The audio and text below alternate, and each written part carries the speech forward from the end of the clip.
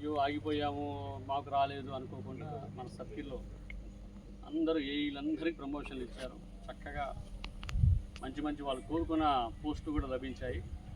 అదేవిధంగా మనకు కొత్తగా వచ్చిన మన ఎస్సీ గారు మిర్యావడం డివిజన్లో పనిచేశారు. వారు అంతా తన దక్షతను అక్కడ నిరూపించుకున్నారు, తన సామర్థ్యాన్ని.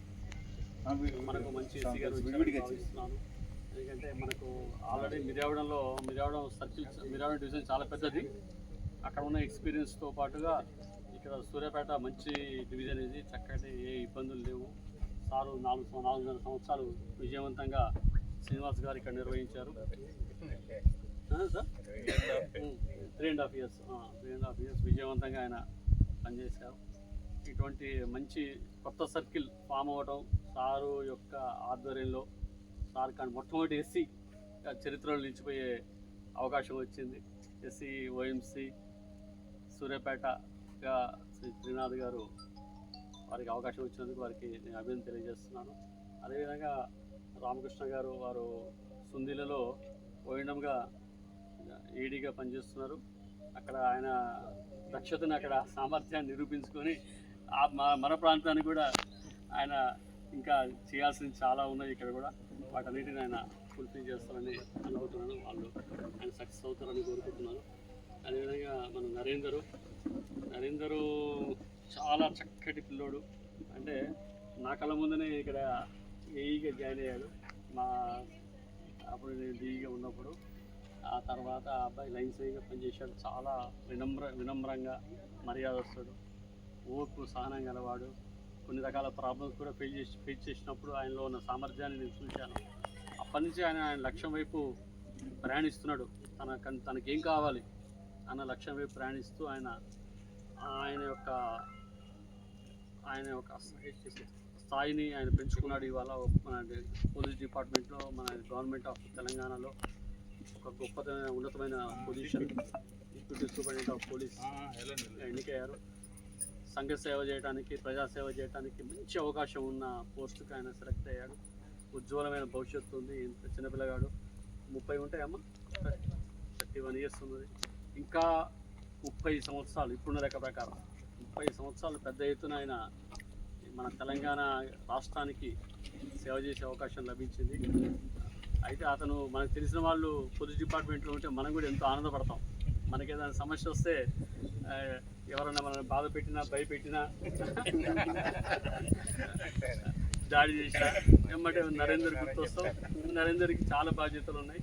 ఉదాహరణకి నేను మా విలేజ్లో ఇవాళ నేను సఫర్ అవుతున్నాను. మా విలేజ్లో మా ఇంటి ముందర ఇల్లు కొద్ది స్థలంలో మా నాన్నగారే కొద్ది స్థలాన్ని అమ్మాడు. ఎవరో దయదలిచి అమ్మిండు, ఎవరు ఇల్లు కట్టుకుంటానని అమ్మిండు. ఆయన ఇల్లు కట్టుకోకుండా వేరే వాళ్ళకి అమ్మిండు. వేరే వాళ్ళు వచ్చిన వాళ్ళు ఏం చేశారు, ఇప్పుడు ఒక బెల్ట్ షాప్ అయ్యో నేను ఇంటి ముందర స్థలాన్ని దయచేసి తర్వాత అమ్మేను అన్న ఒక మానసిక సంఘర్షణతో ఆయన చనిపోయాడు. ఇటువంటి పరిస్థితులు చాలామంది రకరకాలుగా ఫేస్ చేస్తున్నాం, ఎవరు పట్టించుకోవట్లేదు. అయితే మన మిత్రులు ఇక ఉన్నత స్థాయిలో ఉన్నప్పుడు ఏమవుతుందంటే మనకేదో ఒక ధైర్యం అనమాట, ఏదో ప్రాబ్లం వచ్చినప్పుడు. అందుకనే మనకు తెలిసిన వాళ్ళు ఎవరైనా ఉన్నత స్థాయిలోకి పోతే మనం చాలా ఆనందపడతాం. ఇప్పుడు ఒకసారి ఆ పిల్లలు మనకు గుర్తుపెట్టుకొని మనకు సహాయం చేస్తున్నారు. ఈ విధంగా నరేంద్ర కూడా నేను చాలా ఆనందపడుతున్నాను. మీకు తెలిసిన వాళ్ళకి ఎల్లప్పుడూ మీకు తోచిన విధంగా సహాయం చేస్తూనే ఉండండి. దానివల్ల భగవంతుడి బ్లెస్సింగ్స్ లభిస్తాయని నేను భావిస్తాను. అదేవిధంగా మా స్పిరిచువల్ గురువు గారు ఆయన డిఈ ఓఎండము సూర్యాపేటగా పనిచేస్తున్నప్పుడు నాకున్న అనుబంధం అంతా ఇంత కాదు వారితోటి. యాక్చువల్లీ ఎవరన్నా ఎక్కువగా ఆయనతోటి మిళితమయ్యారు అంటే నాకున్న 2 days షిఫ్ట్ డ్యూటీలో నేను ఎన్నో విషయాలు మాట్లాడుతాను. ఆయన స్పిరిచువల్గా ఆయన ఎంతో ఉన్నత స్థాయికి ఎదిగాడు.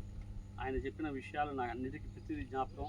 నేను ఒక రకంగా చెప్పాలంటే కొంచెం నా పర్సనల్ ప్రాబ్లమ్స్ సఫర్ అవుతున్నప్పుడు కూడా ఆయన నన్ను ఓదార్చి కొంచెం డిప్రెషన్లో నుంచి బయటికి తీసిన వ్యక్తి ఆయన. భగవంతుడి దయ వల్ల ఆయన 3-4 సంవత్సరాలు ఇక్కడ పనిచేయడం ఐఎమ్ వెరీ వెరీ హ్యాపీ. నా కోసమే వచ్చాడు. రాంబాబు సార్ అని డిఎంఆర్టీ గారు ప్రజెంట్ ఎస్సీ గారు అయ్యారు. వీరు నా జీవితంలో వీరిని మర్చిపోలేను. చాలా ఎన్ని రకాలుగా మంచి హితబోధ చేసేవారు. నెక్స్ట్ సమస్యని స్పిరిచువల్గా టర్న్ చేసి ఇదో ఈ ఫలానా రోజున ఫలానా వాడు అవసరపడ్డాడు. ఫలానా రోజున ఫలానా వాడు ఇబ్బంది పడ్డాడు అని ఒక రకమైన కథలు చెప్తారు. మన ఉన్న యథార్థ భాగవతం, రామాయణంలో, మహాభారతంలో ఉన్న కథలు కూడా నాకు ఎంతో వినిపించి, అదేవిధంగా గొప్ప చిన్మయ మిషన్, ఆ మిషన్లో ఆయన ఉన్నతమైన స్థానంలో ఉన్నాడు. ఆ మిషన్కి ఆయన సేవ చేస్తున్నాడు. అటువంటి చిన్మయ మిషన్ కూడా నాకు పరిచయం చేశాడు.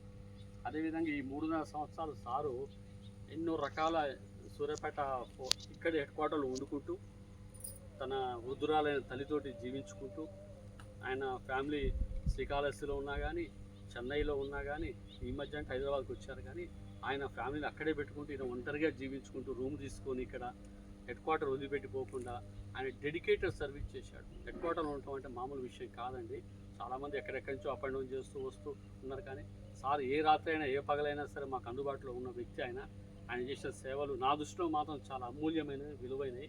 అదేవిధంగా ఇప్పుడు ఆయన ప్రజెంట్ పోస్టు ఎస్సీ ట్రాన్స్మిషన్ కూడా ఆయన యొక్క సేవలను గుర్తించి ఆ పోస్ట్ ఇచ్చారు.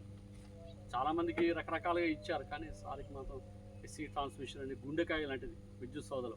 అటువంటి పోస్టును ఆయన యొక్క స్థాయిని గుర్తించి, ఆయన యొక్క శక్తిని గుర్తించి, ఆయనకున్న ఓపికను గుర్తించి ఇచ్చారని నేను భావిస్తున్నాను.